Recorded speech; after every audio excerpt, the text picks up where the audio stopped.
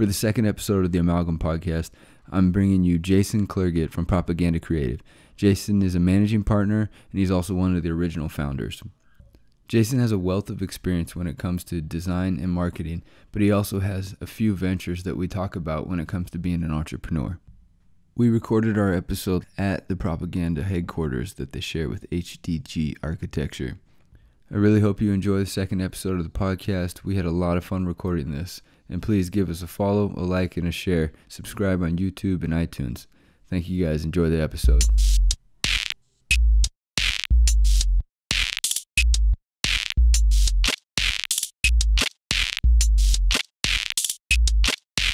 All right, I'm going to kick this sucker off. All right, I'm joined now on the podcast with my friend and creative and entrepreneur. He covers every category of what we're looking for in this podcast. Jason Clerget. He's managing partner and founder of Propaganda Creative. What's up, Jason? Hey, how's it going? Thanks for having me. Thank you for doing this, man. I appreciate it. Yeah. Why don't you tell everybody what Propaganda Creative does? Right, so Propaganda Creative is a full-service design firm. We do everything from rebranding or creating brands to advertising those brands, web design, mostly. We're kind of a one-stop shop for businesses that need design and marketing work. Mm-hmm. Complete package. Yep. If you guys are in the Spokane area, I've seen pictures and stuff, and you should give Propaganda Creative a follow at NW Propaganda, right? At NW Propaganda. Mm-hmm. Yeah. On the gram, because their new office that they share with HDG architecture firm is amazing. Jason was walking me around, showing me the different things they got. They got a nap room upstairs, and one of the really cool parts is the variety of all the textures, all the materials, and he was explaining that that's almost like a living catalog. It's their workspace, but it's also how they can get the client to kind of look and feel and touch everything. So they've got some funky stuff, and they got some really interesting stuff. So check them out for sure. Yeah, we moved over from a place that was about, I want to say, like a quarter of the space that we have now, and we just outgrew it, and we were to the point where we were sitting 3 feet apart from each other, cubicle style. It wasn't real conducive to any kind of creative behavior. And so when we decided to move, you know, it was like, all right, let's get everything we want out of this. Like, what are the things like, oh, we need a place to take photography, or hey, we need a place where people can break out and just hang out. Like, we're always at the other spot, we were always fighting over conference rooms, you know. We need a place where, you know, you can just ditch out for 20 minutes and like kind of recalibrate, you know. We pretty much hit everything on the list. The one thing that's nice about having architects so HEG and Propaganda have a partnership. It was kind of a strategic move in the beginning because we were doing so much work for them that it made a lot of sense. If you think about how most design firms go out and get their work, they usually have like a salesperson or through referrals from previous clients or whatever. Yep, word of mouth. What's nice with HDG is, you know, once they break ground on a project like a restaurant, like that restaurant needs a website, it needs a brand. And so they're able to almost just say like, well, we have this full service firm that just happens to be, you know, in the house with us. It's genius, really. Right. And so it was just a kind of a strategic move where instead of like being down at the end of the river trying to fish, we're like up at the dam. Yeah. Just yarding them out. Oh, yeah, for sure. No, and so it's a perfect model. Now honestly. it's only about 20% of our total work. Okay. But in the beginning it was like 90%. Yeah, you know? Naturally. And then as you get more of a body of work and you get more just expanding the network. Right, prolific, like you start, like new clients start sticking around the edges now, you know, because you're known. But in the beginning it was a nice way to get like a feeder.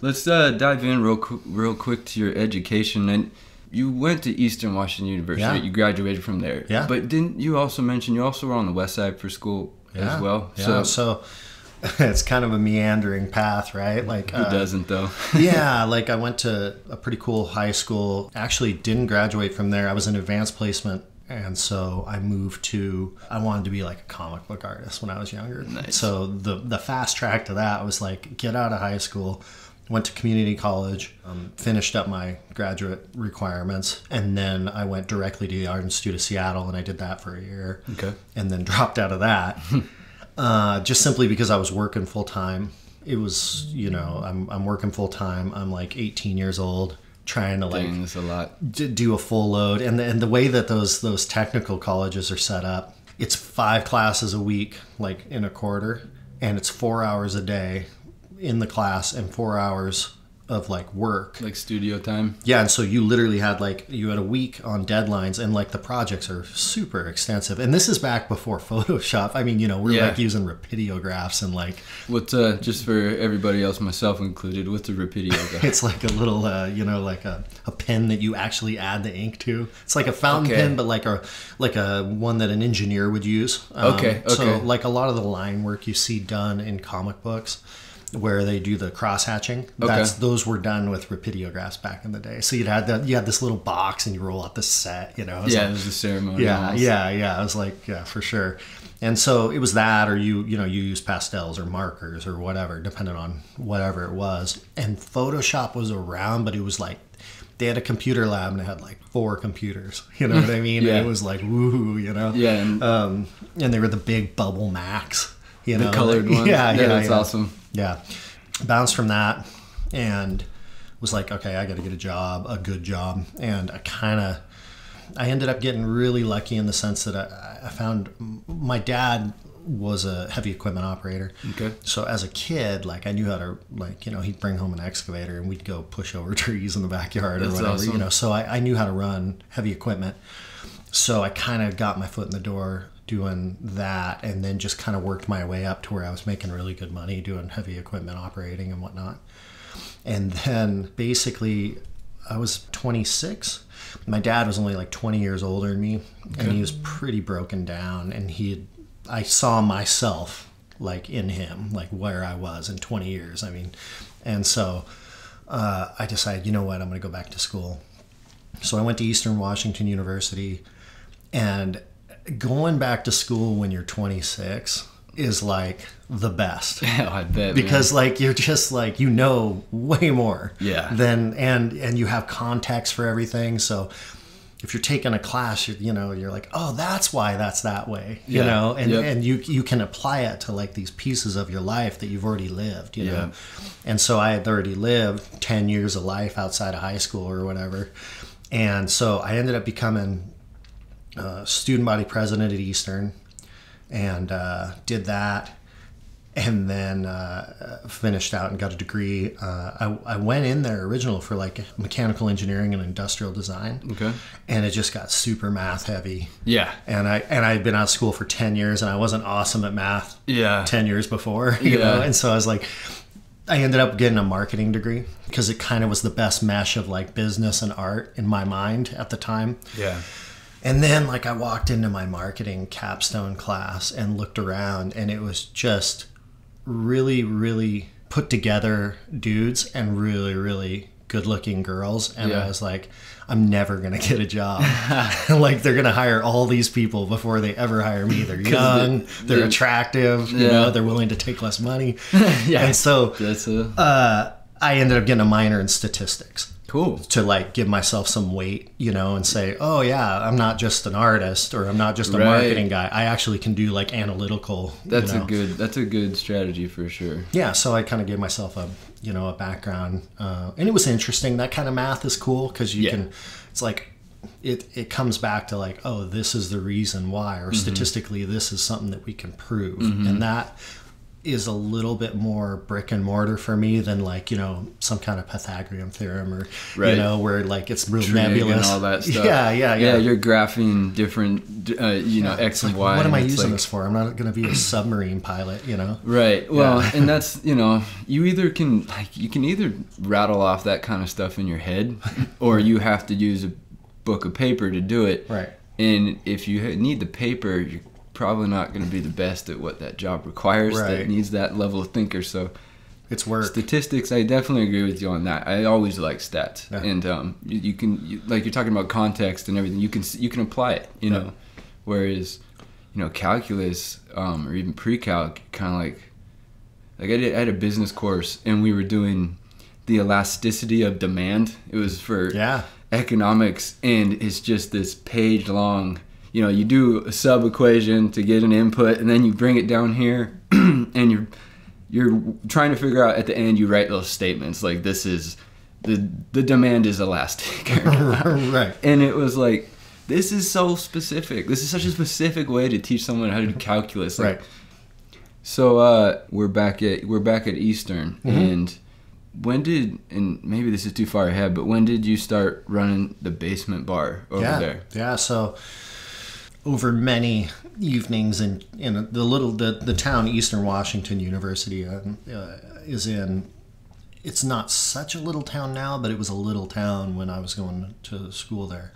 And over many evenings of like nothing to do, I bet you all these college kids would quit driving down to Spokane, which is unsafe anyway. Oh, totally. You know, if you just go get blacked out and then try to drive back to Cheney, you know, or whatever. So this was pre-Uber. You know, you had a Spokane cab, you know, you just wait out front for 4 hours and no one ever shows up. Dude, yeah, it was so confusing to order a cab before these. Yeah, so I saw a need and a demand, and you kind of daydream about that stuff. And then at some point, a building downtown in Cheney came up for sale. And I happened to be working at the time, I was working for the vice president of Eastern while I was going to school. And I told him, I'm like, hey man, here's what I think. And he thought it was a solid idea. I was like, I'm going to go down there. We'll build a, you know, kind of a nice place where, you know, for a younger crowd, we're going to do all these things. You know, you kind of, when you have your first business plan, you're like, you know, the beer's going to flow like this and you're going to do this, you know. And what ends up really happening to make money might be a little different, you know. But in the end, he you know, he sold off on it. So he bought the building, and I slept in the basement of that spot for like 3 months, and I think it took me 6 months to build it out total. To launch, you get it ready to launch. Yeah, and yeah. Dang, So I built literally living. I spent like every dollar I made like went to like a 2x4. Or screws or drywall or whatever I needed to like build that this Home thing. Depot run. And it literally, if you had a time lapse, it would be super cool because you would just see the bar get built around where I was sleeping. Yeah, you know, and that's awesome. Yeah, and then just, you know, hope and a prayer and opened it up, and like it just went bananas. You know, I mean, just everybody came down. And that's awesome. Yeah. They were waiting for it, weren't they? Yeah, it just opened the door. What you find out real quick is it's, you know, if you want to, you're like, I'm gonna open a bar and make money, and it's like there's way better ways to make money than opening a bar. But like you see it when you go out and you're like, look at all the money they're just throwing at this place. But you don't realize all the when you're young, you know, you don't realize all the costs and inputs that are associated with it. So I ran that for like 4 or 5 years where I was there. And then I started kind of realizing, because the one thing that I learned from that is when you start a business, you need an exit strategy. Like day one, you should be thinking like, where's the door? Okay. So I can sell this thing, or because either you may find that you don't want to do it for the rest of your life, or you may find that you have other interests, you know? And if you're like me, I'm good for 3 or 4 years doing something, and then I have to find something really cool, different in what I'm doing, like another piece of the business. Okay. Or I got to move on. And with the basement, there's only one thing you can do. You know, you can serve drinks or check IDs. Yeah. So I mean, I guess there's two things there. You know, and so I sold it. I sold it once, and the guy failed. I took it back, ramped it back up. And that was the other thing I found, that like, look, if you just add solid business principles to any business, you're probably going to be okay. You know, you're going to be able to pay yourself, and you know, and you might not get rich because you picked the wrong business, right?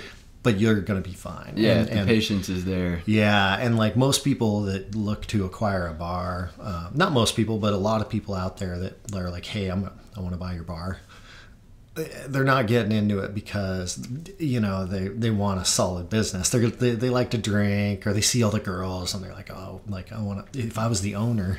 Oh, you know? Gosh, yeah. And so like they have these thoughts, and then they, you know, they have it for a month and they're out of money and out of alcohol, you know? And so So I had it back once, built it up, sold it again. So like over an 8-year period, sold it twice. That's awesome though. Yeah, I mean, you know, Successful two times. Every couple of years, sell a bar. You know? Yeah, it's that easy. But I mean, the thing is that like I never wanted to be doing that forever. You know, and I real quickly saw the writing on the wall. Like, oh, this is like you could. It's a life ruiner. Yeah. You know, like, oh man. Yeah. I mean, I'm not gonna lie. You know, down in Pullman, there's a bar or two where you see people hanging around, and you're like, okay, I'm sure this is fun for a while, but right. You're past your prime, brother. Yeah. The what's interesting is that parlayed really nicely though. So what into Propaganda Creative, and the kind of the genesis of that was, while I had the basement, was the creation of MySpace and the creation of Facebook. And so before there was any of this Facebook for Business or MySpace where you could pay for things, we went and started using it as an advertising tool because it was a really easy way to directly talk to. And there was no algorithm like funneling your post anywhere. It was like if you had 1,000 friends and you posted something, all 1,000 of them saw it. They saw it. Yeah. And so I saw that as a business tool and was like, this is the move. Like, I guarantee there's other restaurants, other bars, other places that could use this service. And so we're talking like 2006, 2007. And what I didn't have was the mechanism to go sell that. Okay. I didn't know how to like a package. what to say. Yeah. I mean, like, you know, hey, like I didn't want to go door to door, business to business in that way. And so I met a guy named Eric Clamper who helped co-found this company. He's no longer with us, but he helped co-found it. Cool. Found it. At the time, he owned Spokane Metro magazine, and he had started this magazine. It didn't work out because magazines are tough, publishing's tough. You know, you're always like chasing a story. Imagine, dude. Nightmare. You know. Yeah. And he handled it really well. But what I really saw with Eric's a super cool guy, so it was like, oh, cool, somebody that I can share this with. But also, Eric had all of these contacts that he had been selling magazine ads to. And I'm like, look, this Facebook stuff works twice as good, and we can charge him like half as much as you would for like a full page ad or whatever. And it's an easy sell.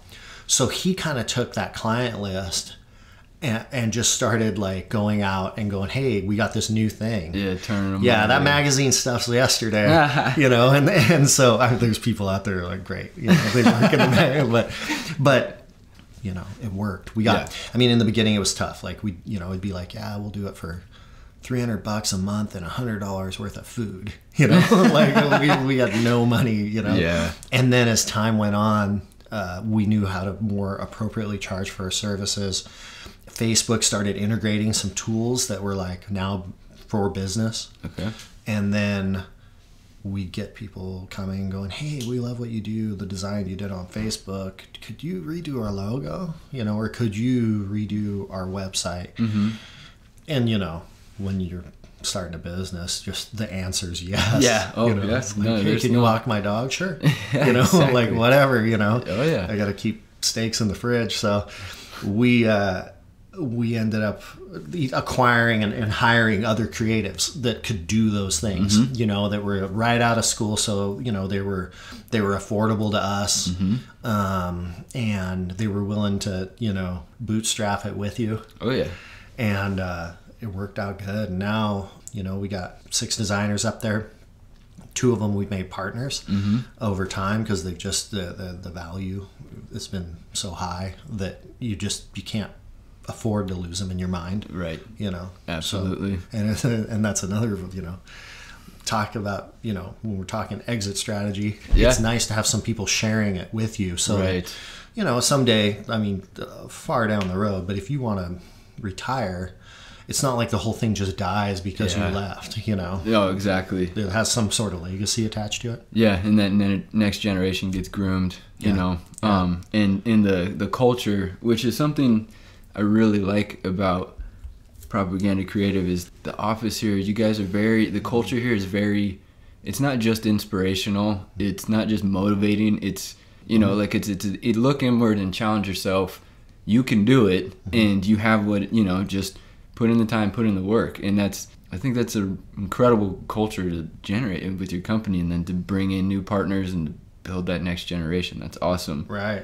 Real quick before we move on to the now, when you mention, you know, early 2000s and the transition now with social media and the example of magazine ads being changed over to Facebook ads, what has persevered in that time? What sort of stuff did you use as like a resource back then that you might still now? Obviously, we run the Adobe suite. Yeah. I've watched personally trends come and go, you know, where, you know, kind of you go from like a Gen X style to like, you know, more hipster style to, you know, you see these kind of waves of like, you know, everything needs to be handmade and craft, and then, you know, then it's rustic, or it's, you know, there's texture involved. And so it's always kind of moving.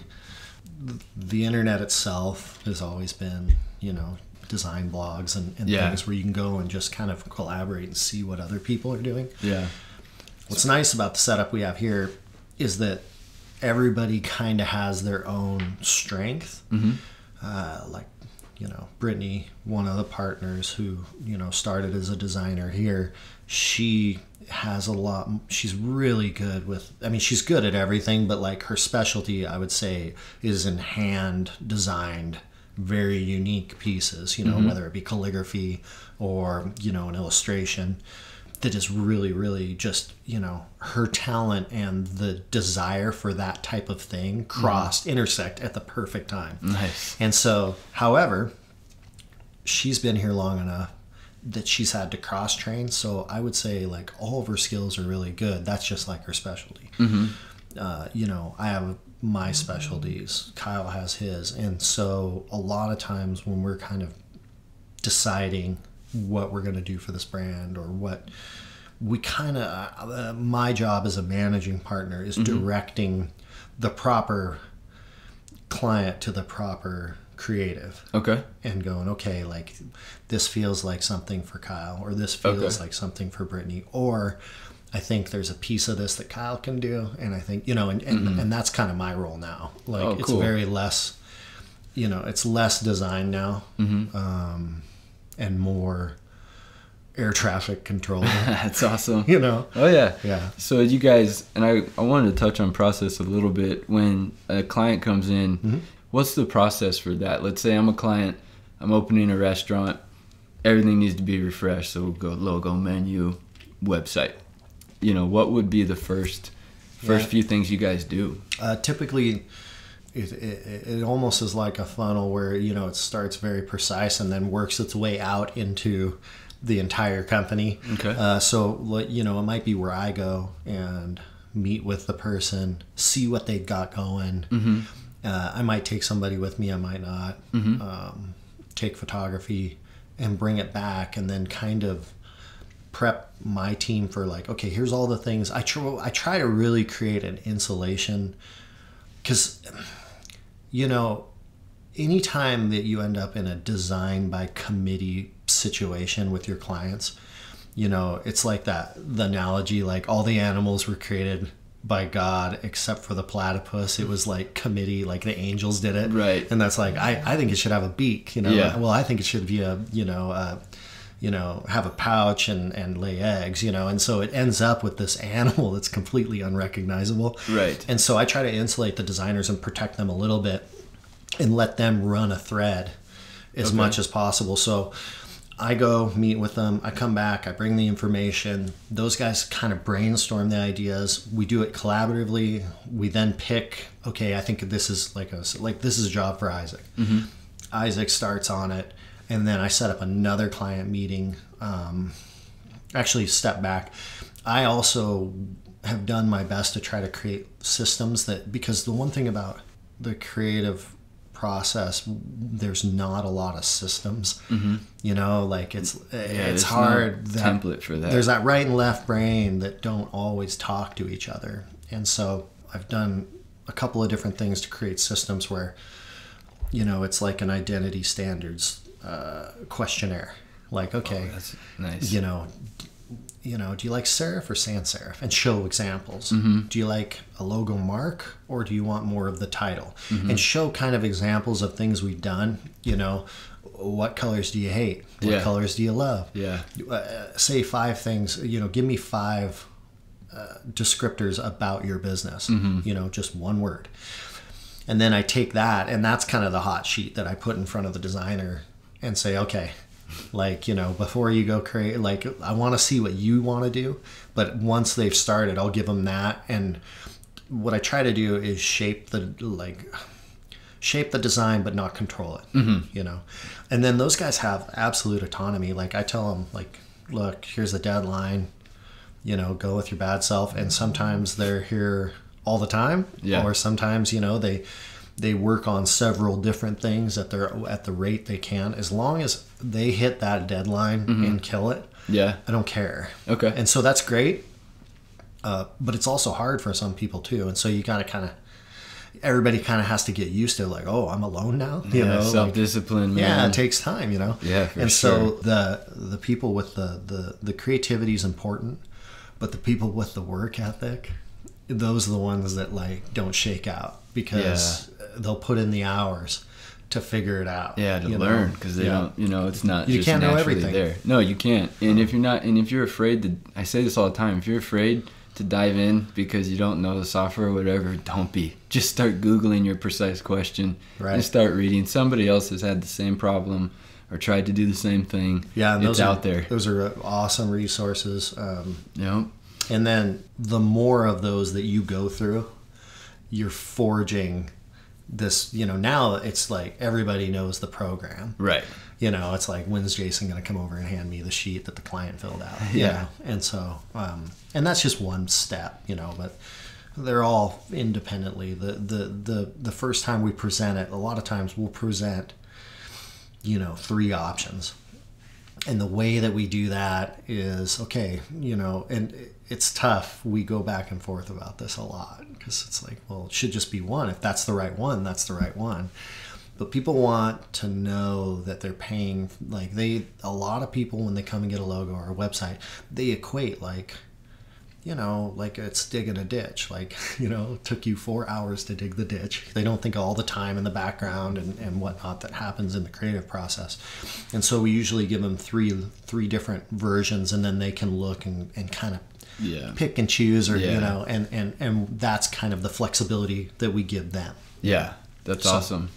What's an ultimate, not an ultimate, but what's a failure that you learned from in your past, or running one of the businesses, or any examples of that? It's funny, I've gotten really good at not thinking I think a big part of a moderate success is looking at your failures as learning opportunities, have to, and it's like, all right, I just identified another way that does not to do it. Yeah. And I'm narrowing it down. Yeah. And so, everything I've done up to this point has been a failure, in the sense that, Right. You changed something. Yeah.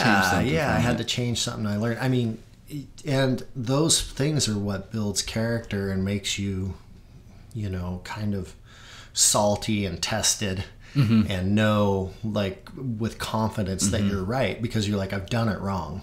Yeah. And so I know what's right.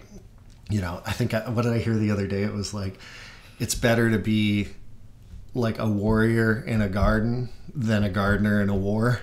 It's better to be awesome. Tested. Yeah. And be in an environment that's laid back. Right. Versus not knowing what Not you're prepared, doing and being in New York. Dude, no, that I don't have the risk appetite for that. You know what I mean? Right. Some people can take plunges. Starting this podcast was a plunge, but I'm in control. You know what I mean? It's at my pace, but sometimes that's my biggest fear, is being somewhere up a creek without a paddle type thing. Yeah, I've always, I've never, you watch monkeys swing in the trees, and they're always they grab one branch before they let go of the other one. Yeah. I've always with a moderate amount of research, have been the one that like, okay, I think I know enough, and just do the jump, to the next tree. Like no soft release.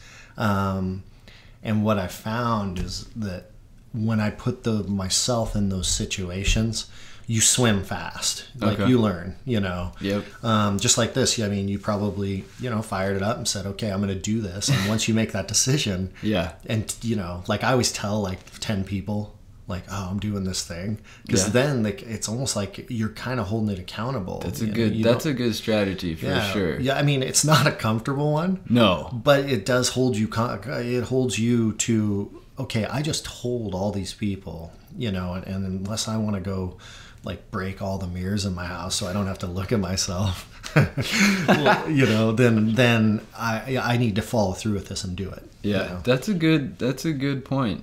I really thought about it like that. Yeah, well, like when I built that bar, I mean, like I moved into the bar, and started building it, and we told everyone, and it took way longer than we thought. Yeah, so people were like, people were like, oh, this is, like, sure, you're gonna open a bar, Yeah, we'll see. Yeah, and then like at some point you're like, all right, I'm gonna prove everybody wrong. I'm gonna do it. That's the grit. That's the grind.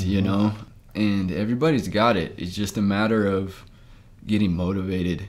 How do you set goals? I used to be like, I would just see things I wanted and I'd be like, all right, I'm going to try to obtain that. Now, like I'm pretty regimented in the sense that like I carry a notepad around, like, I mean, at work or whatnot, or, my phone now has notes on it or whatever. Nice. And I make like daily checklists of like things. Like I might be laying in bed and I'll be like, all right, tomorrow I need to do this and that. For one, it helps me go to sleep, so I'm not thinking about it all night. That's a good point. But also something about that tactile, whether you're scratching it off with a pen, or whether you're hitting a little, button and it goes away. Yeah, there's something about that feels like progress, because it is, And so those little micro rewards like really help motivate me through the day, because I'm not a master at what I do, but like I've seen a lot of different scenarios, and I've had other business experience where there's very few things that are going to walk in the door that I'm going to be like, oh, I don't know what to do, or I'm not confident enough to handle this, because I've seen different variables. And so having those little, having those reminders throughout the day and notes and checklists that I built for myself seem to be a really good motivator. And dude, honestly, when I walk in the door and people, like everybody here, I've been really careful about who we've hired over time. Gotta be. And and we've let some people go that weren't an awesome fit. It happens, and coming in though and seeing people do what they love, and it's no different than if you go watch somebody that's a violin maker, right? And you're watching them take and sand the wood and do all these things. Like that is like a skill that maybe I'll never be good at, but I can appreciate it, right? And it's really, that's the one thing that's really cool about creatives is you get to watch conception to completion. It's not, you get to watch something just manifest out of air. Yeah. And with an idea, and then become this packaged product. And here at Propaganda, there's no, at the end, there's a package we're delivering, and like that has all their things, whatever that is, Yeah, it's very much like a manufacturing facility. It is. That's all we're doing is like putting out like creative cogs at the end of the day, Yeah. And everyone's a little different, and everybody's, you roll out the prints, and like you got a different, guy who runs this machine. Yeah. But it's very much like that. Except it's a little bit, it's definitely looser than like the Ford plant, or whatever. Naturally. But it is, we are manufacturing. The way I always describe it to people is design for me is the highest level of problem solving. Okay. All we're doing is the clients come to us with a problem. Like, hey, nobody's coming to my restaurant, or no one knows about it yet because we, are just opening. Or we don't like how our product looks next to the people that it sits next to you on the shelf. Right. We want that problem solved. And then we go and we, use our toolkits to approach solving that problem. And so when you think of design that from that light, and I talk to my clients a lot about it in that way, because it takes it out of this like ethereal, feeling that it's just people painting in a room somewhere. Right. That We're all got headphones on and just magic's happening. Right. No, we're like thinking about like, okay, if I look at how does that product sit in the shelf? Am I going to see it like dead on? Am I going to see it from the top?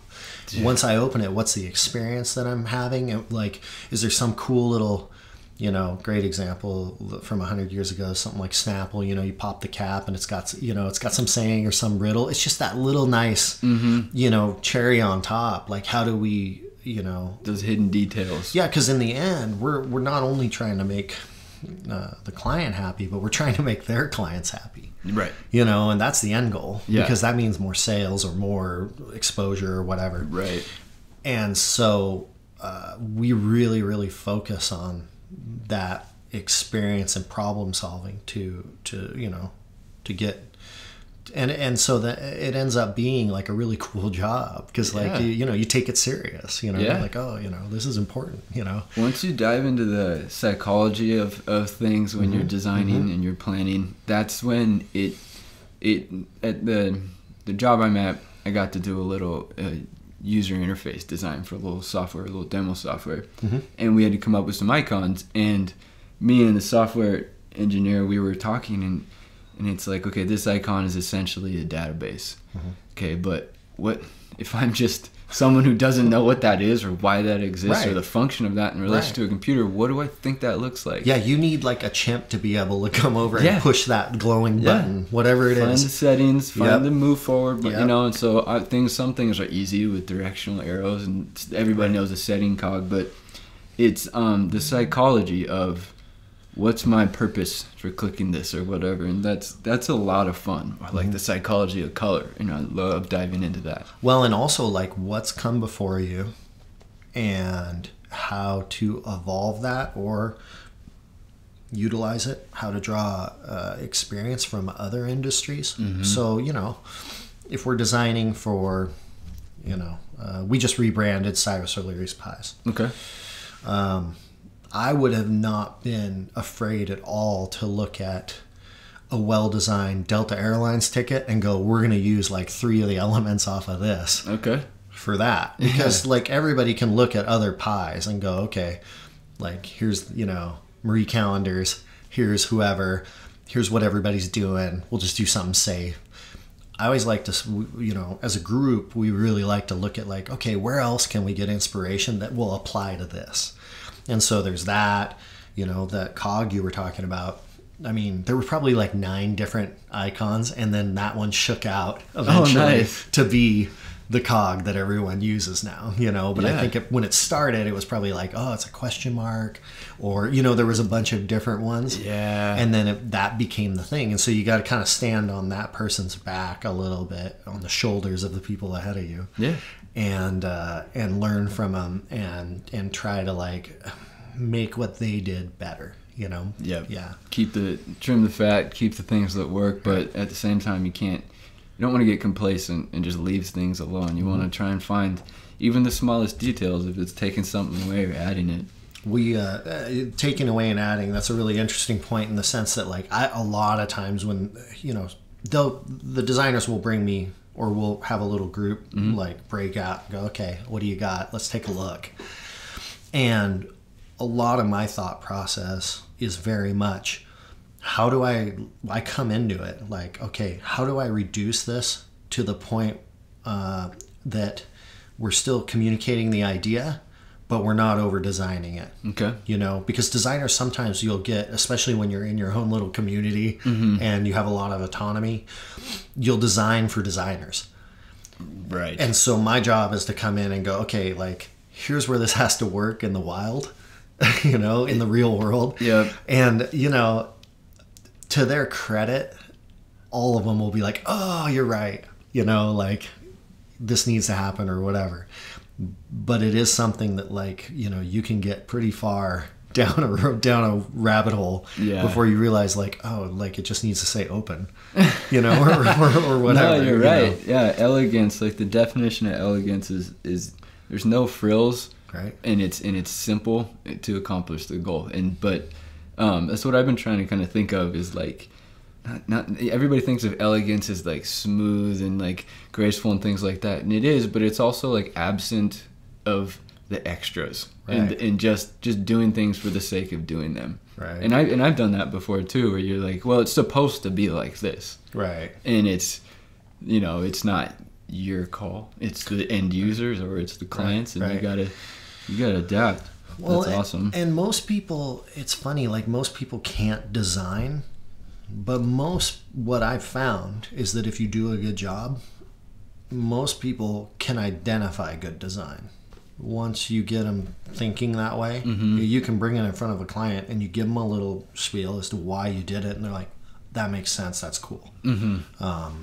We don't, I think in all the time we've been open, I probably have had like 2 clients where they didn't like at least one option, okay, you know, and then we were back to the drawing board. Now we're panicked. Yeah. You know? Oh, yeah. Like I'm out. That was it. Yeah. Like I literally, you know, used every bullet in my gun, yeah. you know, yeah, and so nothing left for you. Now man. we've got, you know, so many people up there that are all good at, you know, like it's like, all right, well, you take a shot at it. That's cool. You know? That's like, cool. Yeah. Yeah. That's and it's good to cultivate that reliance. Like nobody can just do everything alone. No. And you gotta be able to step back and let go of what you're holding on to and take an outside perspective once in a while. Especially if you're stuck. I'm sure you've run into that when you're like, I can't solve this problem. Oh yeah. And somebody else looks at it for 10 minutes and they're like, what about this? Yeah, 2 things on that. Like, I mean, first, you're right. Like, you have to be able to let go. And I mean, I try my hardest to be the dumbest dude in the room all the time, because that means I'm around smart people, you know. Like, you're safe. Yeah, like they know, you know, what's going on, and I have no ego in that. Great, whatever. And then you're right. Like it's like the best example I can think of is somebody will be like, "Hey, what's that song?" That, you know, and they try to like, you know, describe it to you, and you're like, it's on the tip of my tongue, and it's like it's always on the drive home when you've thought about it super hard, and then you forget about it. And the minute you forget about it, it pops to the surface. Yep. And that's a lot of times when we get stuck, you know, on something. It's like, all right, let's just put this down and come back to it. You know, like because otherwise you'll get to the same point, but one like hurts and one you find out that like, oh, we can just go get a cup of coffee and come back and probably see it with a different lens.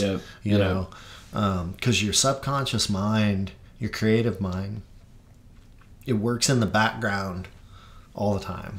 You know, whether you consciously are working on stuff or not, there's a part of your brain that's always going. True. You know, and so I think when you turn off the conscious part and just walk away, then the background starts working on it. Nice. You know? That's a good lesson. It marinates, you know, a little bit, you know. Yeah. Seeing as how things have played out in your industry and everything, what would you have doubled down on, or what would you have done differently? And I know you mentioned, you know, your failures, you embrace them and stuff like that. But Bitcoin, like, Apple, I would have took all the money I dumped into this and bought Bitcoin, and then waited it out. And just waited it out. Just tell my wife, like, hey, in 5 years, dude, I swear, we're gonna be rich. 5 years of that conversation. Just hold on. If I could go back, I would have.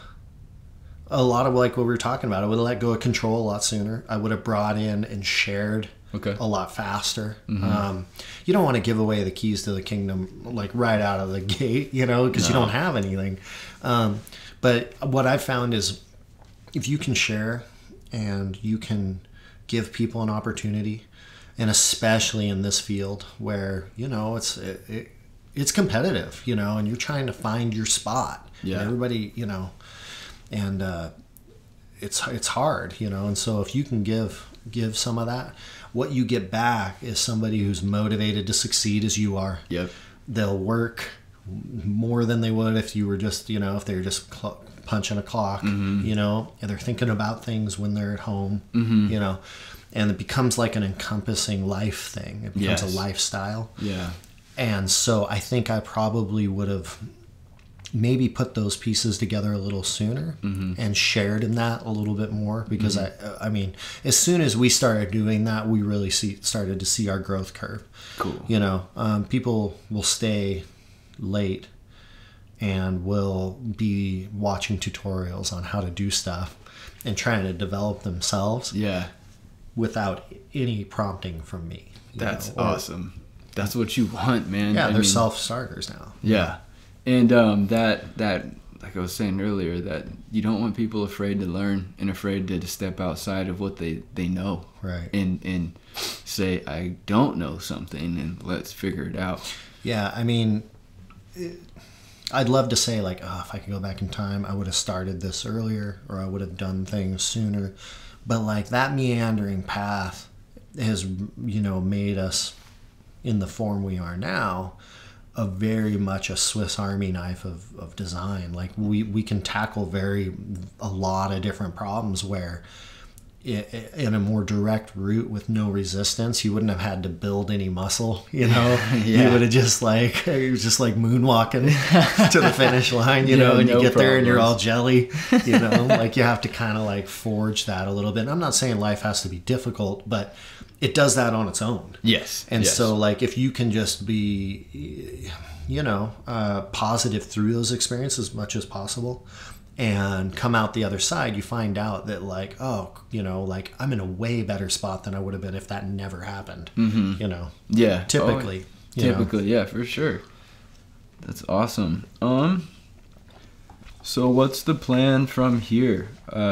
Obviously, you guys just got in here in the building, but what's the growth goals for you guys as far as propaganda is concerned?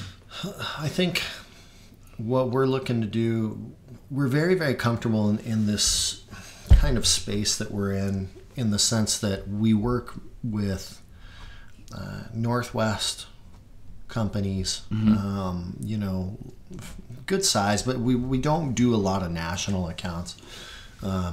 Just because, quite honestly, we like taking care of the things around us. Yeah. This building is a testament to that. Like, I mean, this whole corner is completely different. Yeah, and I remember what it was like before that, right, dude. yeah. It was rough. Yeah. And so if we want to kind of continue along that path, 95% of our clients that we started with are still our clients. Very few have fallen off. And if they have, they brought in somebody internal, or they didn't succeed, you know? Right. And so with that, we've grown with them. And so that's kind of our goal, is to continue to kind of incubate those companies that are mid-sized that want to take it to the next level. Nice. And grow with them. Because, like, look, if you double somebody's sales, like, they're not going anywhere. Yeah. You know, they will work with you forever, you know. And so if you can accomplish, like, making your customers successful, then you'll be successful. That's how we look at it. And so I think the goal is to keep growing, but at a rate that's sustainable, and making sure, like, I'd rather than have 100 people working with me, I'd rather have 15 people that love their job and were well paid, you know. Oh, yeah. And grow it that way, you know. No, and then you don't have that turnover, and you know, Right. it's expensive to bring people into the fold, no matter what business you're in. I mean, training is a nightmare all the time. But Yeah. And I mean, you gotta, like, even back, like, whether it was the bar, whether it's this, like, I'm very, like, you know, with the bar, the first day somebody started, I'd go in and clean the restroom and show it how it's done. I mean, like, get on my hands and knees and clean, like, a bar toilet. Yeah. Because then it's like, look, there's nothing that I haven't done or that I wouldn't do that I'm going to ask you to do. Yeah. You know, and Yeah. if you know, when I ran excavator, it'd be pouring down mud and rain, and, you know, and I'd be digging a ditch, and there's the guy that's down in the ditch, like, guiding, you know, and digging, and I'd grab my shovel off the excavator all the time and jump down into the ditch and do the hand shoveling with them, where instead of just sitting there with the heater and letting it idle. You can't do that. You gotta be there with them. Yeah. And once they see that, then it's like, oh, like you're like me. We're all doing this together. Yeah. And if you can do that, like, I mean, the sky's the limit. Same thing here. You know, there's nothing that, I mean, other than like new things that are coming out that like now my role's changed. Mm-hmm. But there's very few things that I haven't had to do that they're going to do. Yeah. And so I'd say, yeah, I know that is a pain, or I know here's a little trick, or here's something that happened to me. Motivation. Yeah. Or just, you know, something about like, you know, the World War II or World War I like trench with all the people like laying in there like smoking cigarettes together. It's kind of like we're all in this together. I mean, like, what we're doing, and in this scenario it doesn't suck, but like when things get hard, you know, when things get hard, you're like, dude, are you comparing your business to World War One? No, that caught me completely off guard. They cracked me up. So, you know, when things get hard and you got those deadlines, you're working late, when everybody knows like we're all in this together, like at the end of this we can have a beer, you know, or we can do whatever. I'm gonna touch on this real quick. This is a little more of a personal project of yours, Clerget Farms, though. What's that? All right, so I grew up, you know, more hands-on. I grew up kind of, you know, went into like construction, worked a lot, you know, with landscaping and excavating and, you know, being in the dirt. Yeah. And just, I don't get a lot of that in what I do today, in the sense that, you know, what I do is very clean and refined, and there's not much of an outlet to go and break a sweat, you know. I mean, we all are kind of guilty of this when we get, you know, a career, is like you kind of run that gerbil wheel and then you go and you hit a treadmill to try to like get back to who you are, you know, as a human being, as this, you know, this meat suit that you're wearing, you know. Yeah. And so for me, I set out maybe, I think it's been like 3 years now. And kind of like laid out a plan to my wife. We're like, okay, we're going to buy a house, and it's not going to be the biggest house, you know, because this is what we can afford. And we're going to buy some land. And I want in the next like 5 or 6 years, I want like 80% of our food to come from this square patch that we're living on. And so we set out to do it. And right now, we're on our way. You know, we've got the land, we've got the house, we live there, huge garden, and you know, are giving our kids kind of the lifestyle of like, hey, they can go and just run and be free. It's amazing. You know, and because that's shrinking, you know, like at least in my opinion, like, you know, I mean, everything's more urban, and those experiences where they just get to go and run through a wheat field or whatever, like they'll remember that for the rest of their life. You know, they can go play in the dirt or whatever. So anyways, it was kind of like a lifestyle change for me.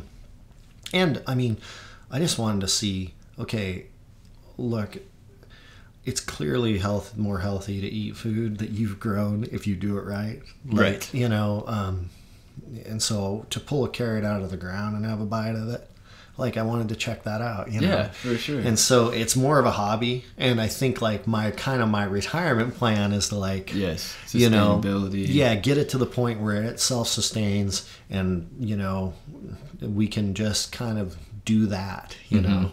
And, I don't know if it'll ever happen, but you know, it's like anything.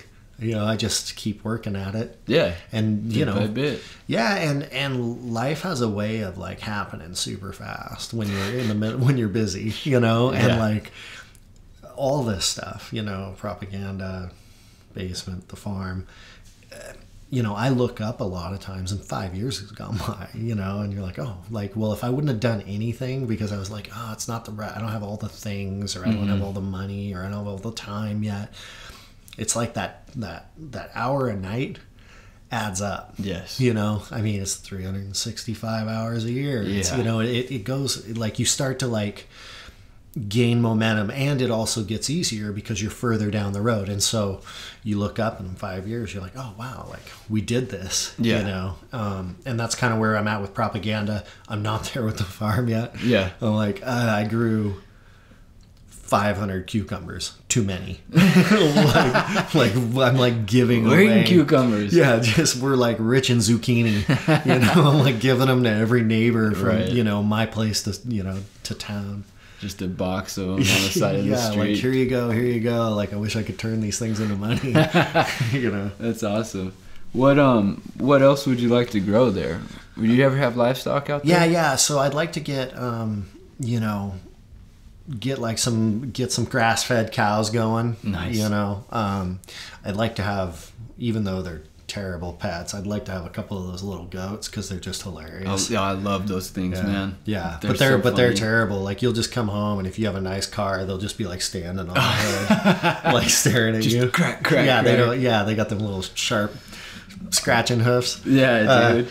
But they you know, that would be cool for my daughter. I thought like next year I'll probably, or around Easter, start doing rabbits because that's kind of cool. Yeah. We already have chickens. Nice. And that's rad because like those eggs, like the yolks are like neon orange. Like they just go Glowing. Yeah, like before we had the chickens, it was really interesting. We have 2 German Shepherds that I brought out there because I'd be out working, and then later I'd hear that like there was a bear, you know, that the neighbor chased off. What? And you know, I'm out there with like headphones on, Oh, doing yeah. stuff. I would Just getting never hear robbed. it. I would never hear it coming if Yeah. it, you know, if it attacked me. So I got the 2 dogs, and now they're my pals. You know, they walk around with me, Murph and Molly. That's awesome. And they bomb around with me. And like the first year we had them, before we had the chickens, you know, they would get, because around the wheat fields, they get ticks and all this stuff. Now, like those chickens, man, they're savages. They go around, they clean every insect within a mile of that place. That's cool. Mile, an acre. Yeah. But they, they do that. They rodent control. Like, I was blown away. I watched them chase down a mouse. Dude, that's crazy because the cat's supposed to handle all that stuff. Right. but They're little dinosaurs. That's awesome. Yeah, and then the eggs, I mean, that's like super awesome bonus. Yes, You know, yeah. What's really cool is it's created this interesting little ecosystem because we have owls, coyotes, bears, all this stuff out Yeah, there. you're out there. Yeah, and, you know, those chickens, they're not going to last in that environment. But the dogs, so the chickens lay eggs, they're free range, so they lay eggs wherever they want. They don't necessarily just lay them where you want them to lay them. So sometimes it's like an Easter egg hunt. Well, the dogs love the eggs, so the dogs won't attack the chickens, but they'll follow the chickens around all day and they'll eat the eggs as they drop them. Yeah. And so like they've got like these guards that they don't even really. They're food sources. Yeah, I don't know what's yeah, touching the these. dogs have like, you know, you come home and they're like, it's night, and like you drive up the driveway and your lights hit the dog and they're just completely shiny. And you're like, man, you guys got great fur. It's because they just eat eggs all day long. Yeah. It's just perfect condition. That's awesome. Yeah, so they've kind of got this own, like the owls stay away, the coyotes stay away. They've got their own little ecosystem, and it's just like all they have to do is pay tribute in eggs to be protected. Yeah. They're kind of like, They're good. Yeah, the dogs are like mob bosses, like, you know, like, all right, I need a little piece of the action, you know. Yeah. That's awesome. Yeah. And they're good with the kiddos, right? Oh yeah, Nice. yeah. Like it's weird. Most people, you know, I grew up with labs, and then I've always kind of wanted a German Shepherd because they're smart dogs. Yeah. And I never really considered how many people are scared of German Shepherds. I mean, you know, all you see is like people being hosed down with fire hoses and German Shepherds attacking them. You know, like that's every famous image. Yes. You know, other than like, you know, Rin Tin Tin, the 1 out of 100. Right. Good one. Yeah, You who know, was nice and who's not an scared attack dog, every right? person on the planet. Dude, they're the best. Like That's awesome. they're well tempered. They're super hardy. You know, they don't. You know, they're not hurt all the time. You know, they don't have problems all the time. Yeah. And they with the kids, it's really interesting. Like they just kind of think from what I can tell, they kind of think the kid is just part of their little tribe. You know, like it's part of their pack. Yeah. And so they kind of just hang out in the periphery. And as Kennedy, my daughter's gotten older, now she interacts with them and pets them and whatever. And so now they come up to her and hang out. But before they just kind of hung out, you know, they didn't, it was like, whatever. You know? So they're great. Yeah. We've had, other people come over, you know, with their kids, and it's never been a problem. You know, so yeah. We have a large field behind our house, and I'd love to get a dog, but I'm just not quite there yet. Well, I think this should be said. So I have 14 acres, right? So look, if you get a German Shepherd and you put them in your like backyard that's like 50 feet by 20 feet or whatever, you're probably gonna have some issues. Yeah, like they're meant to like bomb around and run. Yeah, you know? they got a domain. Yeah, they're checking on. Yeah, every jogger that goes by, they're gonna be like lighting letting up. them know. Yeah. right. What's up? Yeah, these guys run until they can't run anymore, and so like I think that mellows their temperament. A lot. You know. Yeah. Good for them. Yeah, I could probably have tigers. Yeah, exactly. And they'd be fine. Dude, you know? Like, that's awesome. So we've got our resources section. This is a really important section of the podcast that I like to get the guest involved. And Jason's got some stuff he's going to share with you. You know, it's easy to take yourself in business super serious or in your design super serious. So like, I feel like comedy is super important. Okay. I have probably 5 or 6 different podcasts that are comedians, you know, that I think are great. But also just, you know, straight up like Spotify or whatever, Bill Burr. It'll start feeding you comics and doing stand up. And like, that's such a great way to like not take yourself so seriously. And I'll tell you that like, they have some of the most clever analogies and the way that those guys write and the way that their minds work is very much like a creative. And so I found a lot of inspiration from that, like just simply just because especially the ones that are good, not, you know, that you can tell they write a lot and they do a lot of different sets.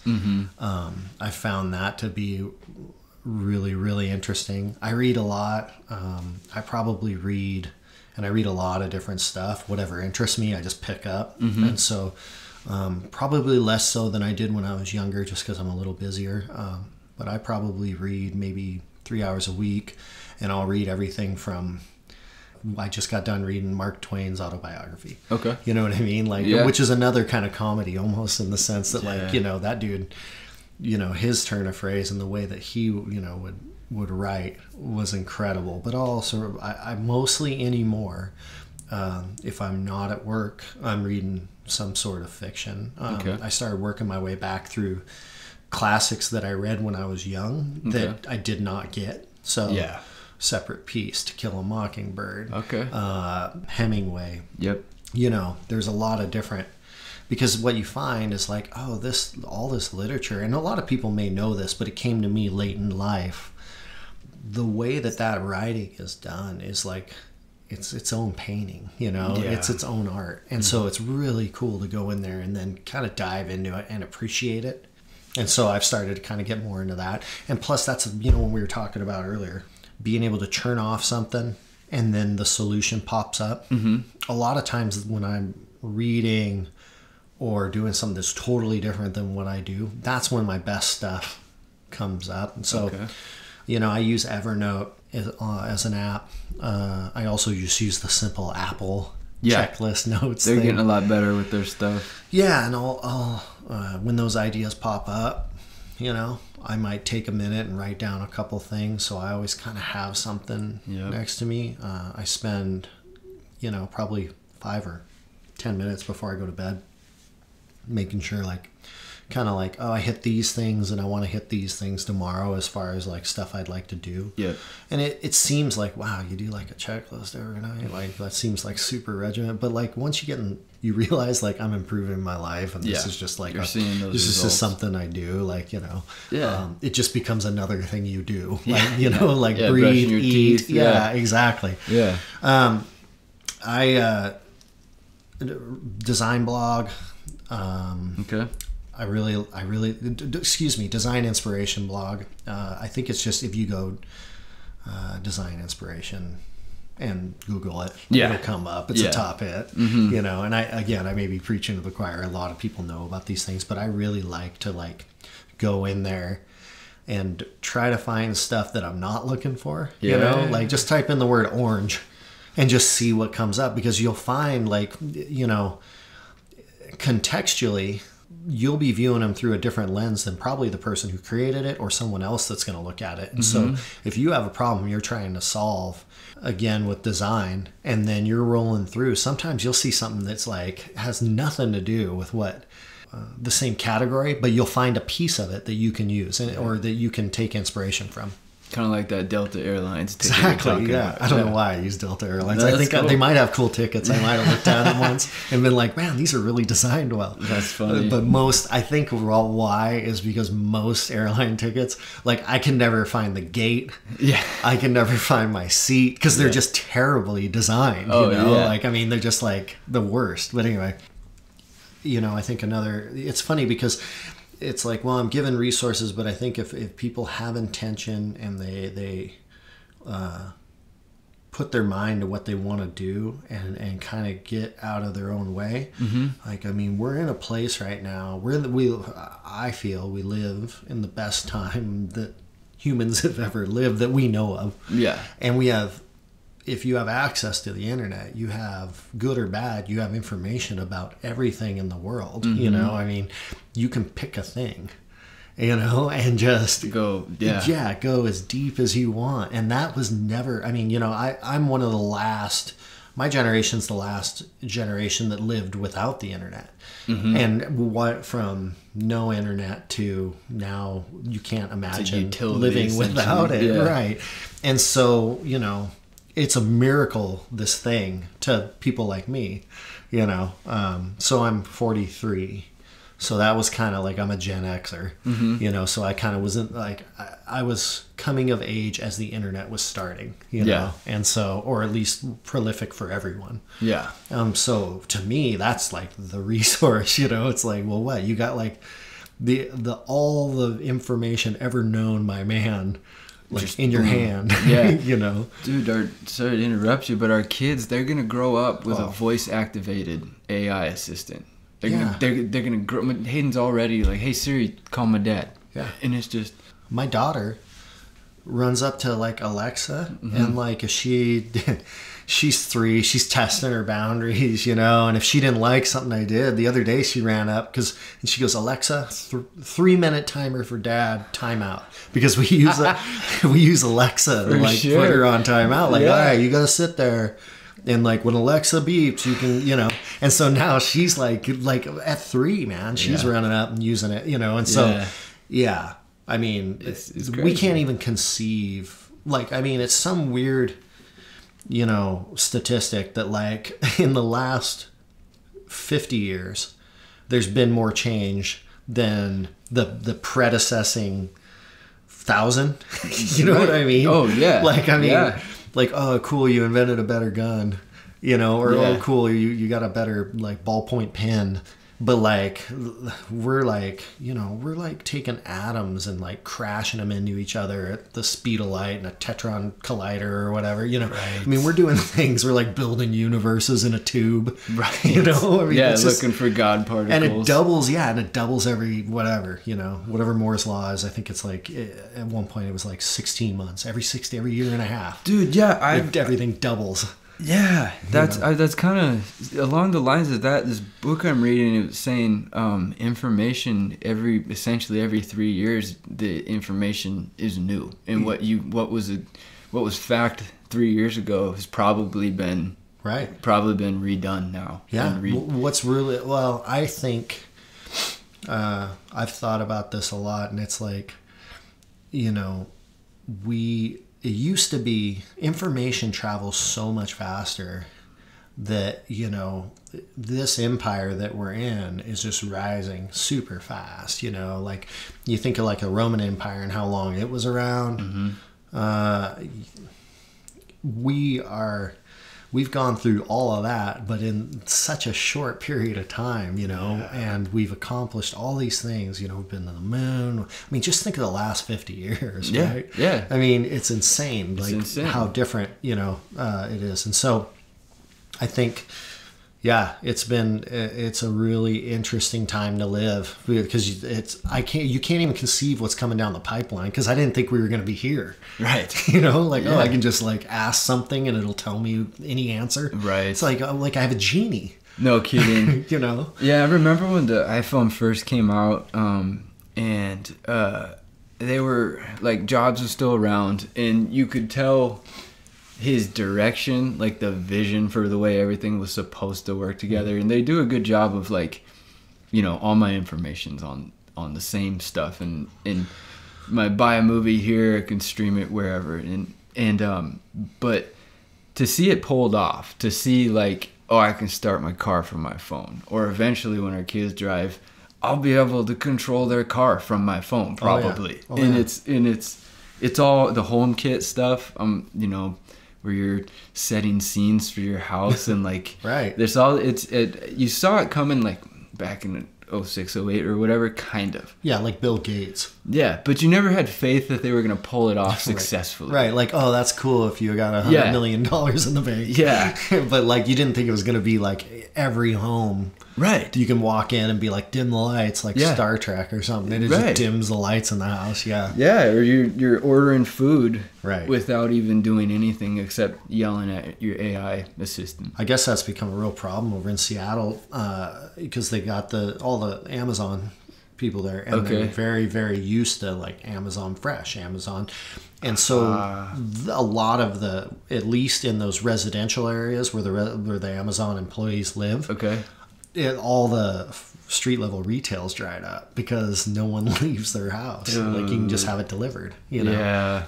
I don't know if that's true, but I kind of see, and maybe you agree with this. I kind of see a trend kind of back towards the brick and mortar a little bit. When something's the norm, whatever isn't that is like the challenge for somebody who's young.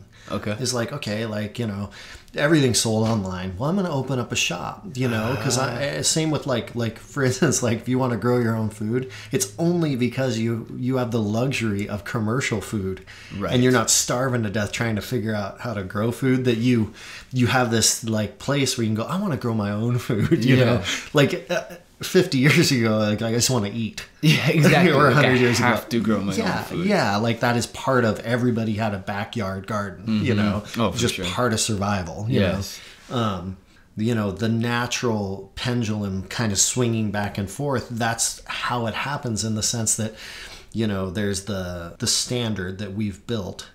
And then there's that cool thing that isn't that, that's the opposite. And it still works somehow. Yeah, and so then the next generation, I'm not going to be like my dad. Yeah. And like doing everything different. Right. And then you just end up being like I'm my dad. A clone of them later because they did the same thing. Yeah. But that pendulum swings back and forth. I think the only difference now is that because information goes so quickly that it swings much faster. One thing I do is I'll go on like Instagram, like Instagram's feed, and I just literally go search designers. Like I go search my interests, and then it's like the coolest thing because it doesn't have. I pretty much moved all of my social media, and I do this for a living, so it's kind of like the guy who makes cabinets. You go over to his house, man, and they're not finished. Like he just gets home and he's like, no, the auto mechanic. I don't want to deal. Right, dude. Yeah. They're all in the yard. It's exactly that in the sense that I've just kind of consolidated everything to Instagram. Me personally, for one, because there's just less. I think my like goodbye on Facebook where I told everybody, hey, I'm headed to Instagram was like, I kind of like my social media. Like I like my bars, where you're not talking about religion. You're not talking about politics. We're just there like sharing like interest. And creativity. Yes. And so I go and I'll follow designers, photographers, anybody who just search, and I start following them and I bring them into my feed and follow and pay attention, comment, critique, get in conversations. People are more than willing to respond to you on Instagram. It's crazy.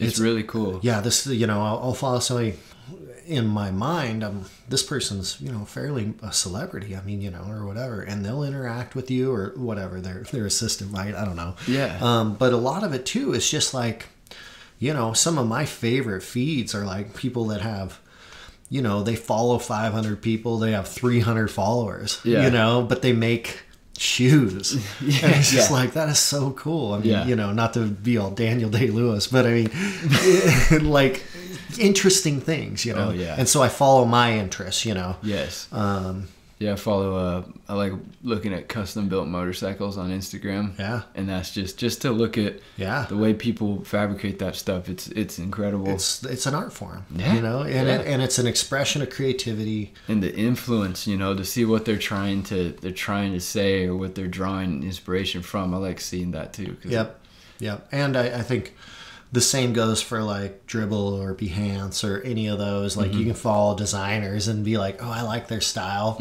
or I don't get their style, but I know like there's something cool about it that I haven't seen. Yeah, and you can watch the nice thing about that is like you can watch the progression of growth with somebody like that too. It gives you a timeline of somebody's like actual learning curve, you know?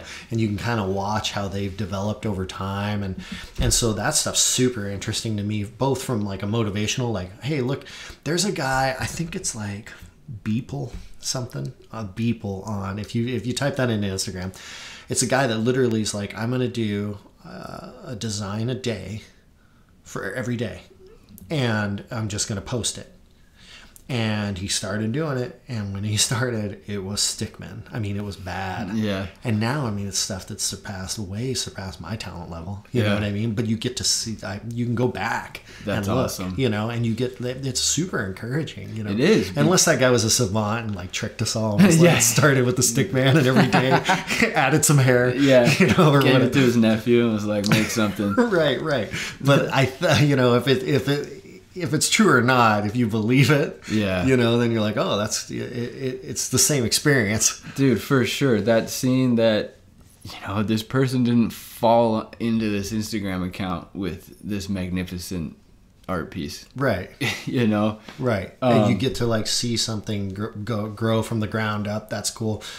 That's awesome, man. Well, I don't want to take up too much more of your time. This was amazing. This was so much fun. Thanks. I had a great time. Yeah, we got to do this again for sure. For sure. I want to come back like episode 50. Yeah, exactly. Be like, I'm back. Yeah. Oh man, hopefully by then we'll have more than one microphone. Hey, whatever. This worked all right. I hope everybody heard it well.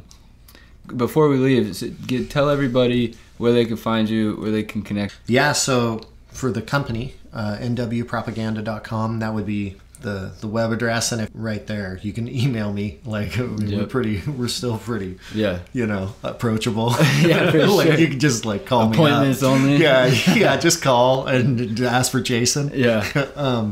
You can follow, I'm Jay Clerget on Instagram, and Propaganda is NW Propaganda on Instagram. We have Facebook too, which is, you can search Propaganda. Those are probably the best ways. If you're in Spokane, drop me an email and you can stop by the office and check it out. It's pretty fun. It's kind of a neat spot. The transformation that we kind of achieved here was cool. Yes, especially for the area. We really underestimated how much it would improve the productivity of the people that work here. That's awesome. Well, I mean, it's as cool as anyone's living room, right? Yeah. So if you're young and you don't have kids and you don't have anything to do, it's like I'd much rather like sit here in front of a huge Mac and watch 3 TVs and have a beer. Yes. You know what I mean? And so you end up with people hanging out and designing on kind of all hours. Yes. I get a little alert every time somebody comes and goes, like sets the alarm. I get an alert on my phone. Oh, cool. And lets me know. And there's people come in at 10 at night on a Saturday, and they're like here for 2 hours, then they bomb out and set the alarm. And so it's really cool to see. Like, That's people awesome. love it, you know. You made a place where everybody feels comfortable enough to do that. Yeah, I mean, and just like I was saying, I mean, if you're in Spokane, which, I mean, you know, depending on the reach of this, and most people are, Yep. you know, right now in the beginning. Yeah, for sure. And so swing in. Like, we're happy to, like, talk to you and whatever. Yeah, I know you guys are great. Just super friendly. Jason walked me around and introduced me to everybody, and couldn't imagine a happier and more friendly group of people. So I'm sure we have our moments too, but, you know, now we're a family. I mean, I think the newest guy is a year old, you know. I mean, everybody else has been here. Kind of broken in. And they were here during the hardest part of a growth curve, where you go from like one person to 7 people, you know. Like, how do you divide up the responsibility, and who's doing what. And, like, you know, I'm like paying taxes still while I'm trying to design, you know what I mean? And, like, now, like, my role, like, we have like kind of administration functions and we have things, but at one point we were all just like, you know, that dude on the corner with, like, he's got like the xylophone and the guitar and like the harmonica, and he's like trying to do on his feet. Right, you know, you're like answering the phone and doing, you know. And so now, like, you know, we all have our roles, and so everybody can kind of That's awesome. Yeah, focus, zero in on what they're working on. Yep. That's awesome. Yeah. Great. Well, I can see nothing but success for you guys. You guys are amazing creative firm, super inspiring, and everybody follow them, check them out. If you're in Spokane, come by. I want to thank everybody who has helped me up to this point. This is the second episode. I'm at a point now where I'm just trying to find guests and to line them up, but that doesn't mean that I'm not getting a ton of help. And so everybody out there who's been sharing and who's been providing feedback and listening, thank you. We're going to have another episode recording Friday evening, and then hopefully I'll get a couple more next week. So Jason, again, thank you, man. Yeah, thanks for having me. This has been great. Awesome. Everybody go subscribe and follow both Northwest Propaganda and Amalgam Podcast on Instagram. Take care, everybody. Thanks a lot.